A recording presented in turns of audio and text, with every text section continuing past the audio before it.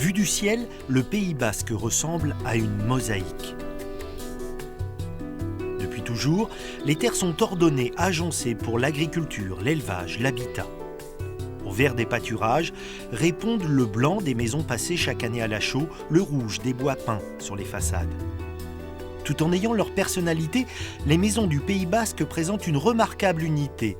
L'architecture, l'organisation des espaces semblent répondre à un cahier des charges jamais écrit, mais toujours respecté.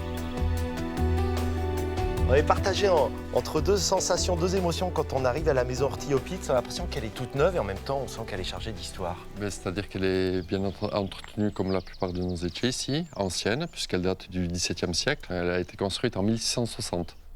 En basque, la maison, ça se dit etxe, c'est un terme qu'on retrouve très souvent. Très souvent, etxe, maison, mais maison mère. En Pays basque, ici, on se définit par rapport à son etxe. Généralement, quand on construisait une maison, la maison prenait le nom du lieu-dit et les habitants prenaient le nom de la maison. Par exemple, Etcheverry, c'est un nom de famille. Etcheverry est un nom de famille, Etchegaray, Etchebarren, Ça veut dire quelque chose d'ailleurs, ça? Et oui, tout nom de famille basque a une signification. C'est soit la maison neuve, soit la maison grande, soit la maison rouge. Voilà, Etchegori, c'est maison rouge. Alors comment on dit famille? Parce que je crois qu'il y a le mot etche aussi dedans. Et là aussi, c'est ceux qui appartiennent à la maison, etchekoak. Le point central en Pays basque, c'est l'etche.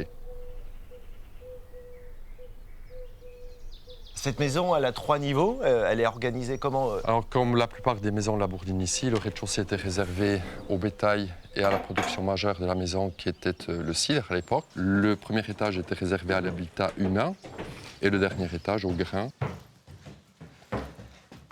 La maison, puis bien sûr l'ensemble des terres qui vont avec, c'est un capital qu'il faut préserver. Comment on s'y prend? C'est un tout.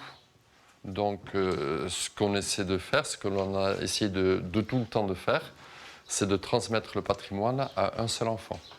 Généralement l'aîné, fille ou garçon, peu importe, c'est l'égalité des sexes en Pays basque. En revanche, 2 conditions à remplir. Assurer une descendance pour ensuite retransmettre le patrimoine en lignée directe et par la suite s'engager à ne jamais vendre le patrimoine. Le droit d'aînesse, ça signifie qu'il y a donc un seul enfant qui hérite de l'ensemble. Les autres, ils ne sont pas jaloux? Jaloux non, puisque c'est une charge. Vous vous engagez à maintenir, à sacrifier votre vie pour maintenir l'etche, à le retransmettre à l'identique. Ici, en Pays basque, on ne s'enrichit pas sur le dos des ancêtres. Ce sont des ancêtres qui sont sacrifiés pour préserver ce patrimoine-là. Donc on ne devient pas plus riche ici quand on prend un etche en charge.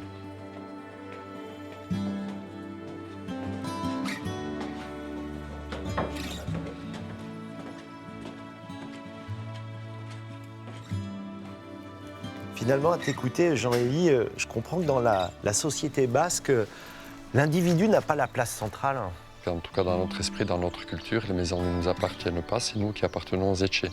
C'est tout à fait différent, c'est une vision différente du monde actuel. On est là juste pour poser une pierre, marquer notre passage, et ensuite le retransmettre et laisser la trace de nos ancêtres et la terre de nos ancêtres à nos successeurs.